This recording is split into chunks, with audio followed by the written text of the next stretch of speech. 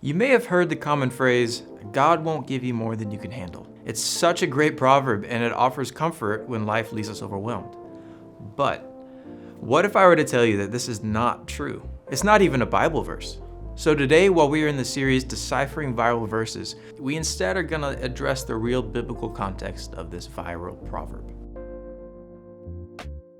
So if you take this phrase and you throw in one little word, temptation, it actually then becomes a perfect paraphrase of 1 Corinthians 10:13, which reveals to us that the focus of the saying is on temptation and not suffering.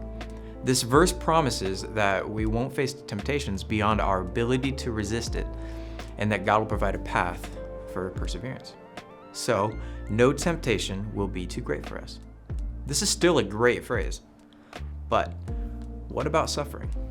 What does the Bible say about this? The truth, both scripturally and experientially, is that life can and does give us more than we can handle. We experience loss, illness, and disappointment.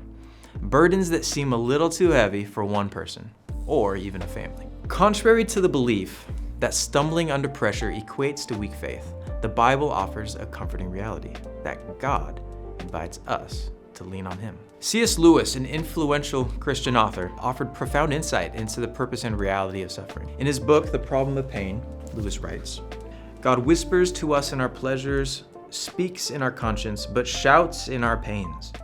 It is his megaphone to rouse a deaf world.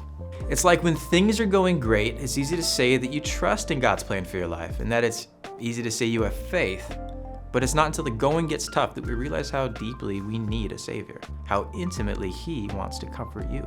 Lewis adds to this in Mere Christianity that hardships often prepare ordinary people for an extraordinary destiny. You see, suffering is a natural result of life in this fallen world. But God can still use it as a potent tool, not to overwhelm us, but to refine us, to break us down in order to build us back up stronger. This helps us with our understanding of our needed reliance on it. Since there's no such thing as too much C.S. Lewis, I got one more quote for you. In A Grief Observed, which was written after the death of his wife, Lewis realizes that God has not been trying an experiment on my life or love in order to find out their quality. He knew it already. It was I who didn't. Suffering helps us discover the depth of our faith and our need for God. And it's not God testing our limits, but God using our limits to mold us into something stronger, even if we can't see it at the time. This perspective changes our understanding of suffering. It's not about standing alone weathering the storm, but about recognizing our need for God in the good and the bad. It's about leaning on Him and finding strength and comfort in His presence. In Matthew 10, Jesus invites us, "Come to me, all who labor and are heavy laden, and I will give you rest. Take my yoke upon you and learn from me, for I am gentle and lowly in heart, and you will find rest for your souls.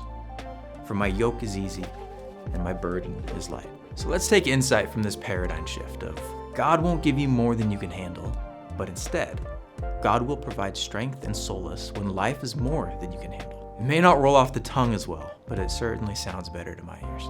When life's burdens seem unbearable, let us remember to lean on God, allowing His strength to carry us through the trials, transforming our pain into a means of grace and growth.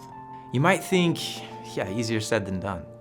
But in practice, it's one of the easiest things we can do. Just surrender and pray. It's not about our capacity to endure suffering, but our willingness to lean on God in the face of it. So when the suffering strikes, let us turn to Him, the source of our strength and our hope.